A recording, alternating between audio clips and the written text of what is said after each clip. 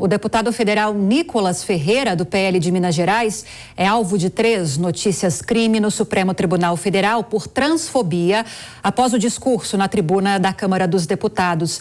Para explicar melhor a respeito dessa questão para a gente, eu vou convidar agora a nossa repórter Berenice Leite. Oi, Berenice, boa noite para você. Quem vai ser o relator dessas notícias crime contra o deputado, hein?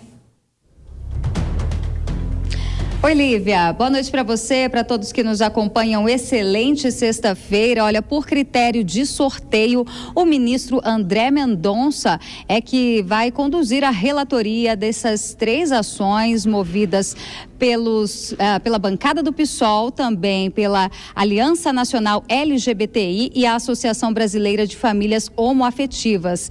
Ambas protocolaram, então, notícias crime contra o deputado federal Nicolas Ferreira, depois de um discurso que ele fez aqui na Câmara dos Deputados no dia 8 agora de março, no Dia Internacional da Mulher, onde ele usava uma peruca e disse o seguinte, que as mulheres estariam perdendo espaço para homens que se sentem mulheres. O fato é que esse discurso gerou muita repercussão, dividiu opiniões, não só aqui no Congresso, como em todo o Brasil.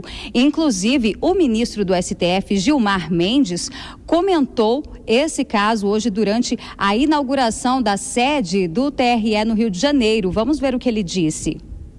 Eu acho que tem que haver uma discussão no âmbito do Congresso Nacional sobre a responsabilidade parlamentar, comissão de ética e tudo mais. E o presidente do PL, Valdemar Costa Neto, também se manifestou nas redes sociais. Pelo Twitter, ele disse que a fala de Nicolas é em nome de um segmento da sociedade e deve ser respeitado por isso. Lembrou ainda que desde quarta-feira o parlamentar ganhou 46 mil seguidores.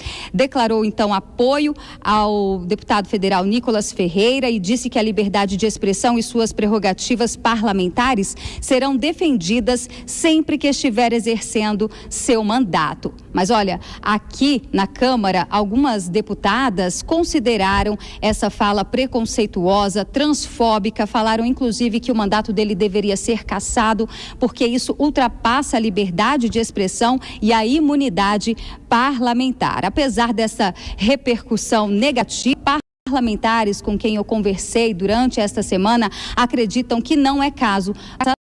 A gente segue acompanhando agora toda essa situação e se novas ações forem protocoladas contra o deputado federal, devem permanecer também com a relatoria do ministro André Mendonça, porque são situações semelhantes em que os casos estão praticamente aí interligados. Volto com você, Lívia.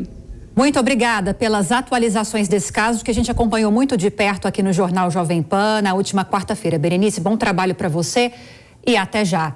Mais um giro de opinião a respeito dessa movimentação. Mota, vou começar com você.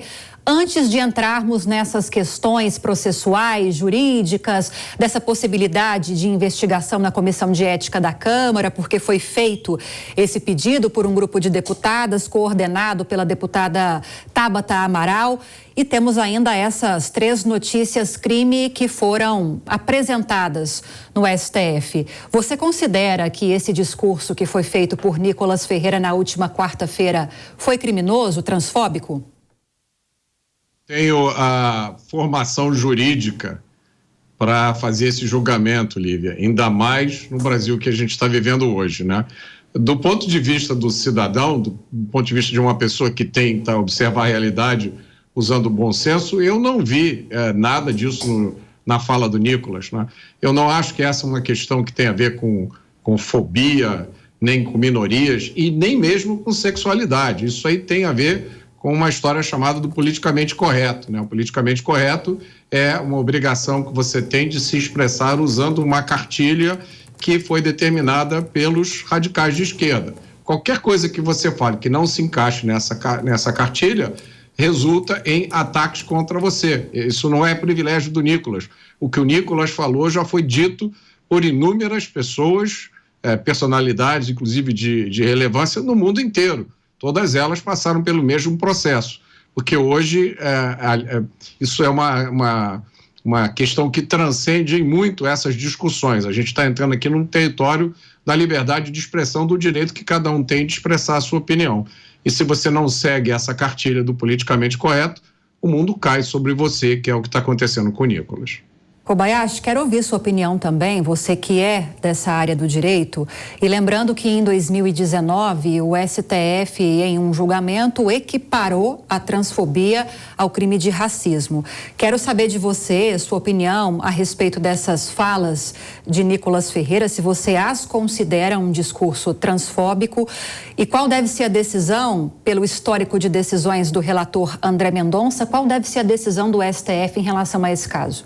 Pois é, no caso do Nicolas em específico, a gente tem um detalhe que não pode ser desprezado, que é o fato dele falar o que falou, fazer da maneira como fez no plenário da Câmara dos Deputados e no exercício do seu mandato, o que o faz se valer da imunidade parlamentar, que é uma imunidade constitucional e que faz com que os parlamentares sejam imunes à responsabilização criminal pelas suas palavras. Então ele tem essa excludente a seu favor, que claro vai ser objeto da sua defesa perante o Supremo Tribunal Federal, que tem historicamente precedentes que prestigiam essa imunidade. Então no caso do Nicolas a gente tem essa ressalva a fazer.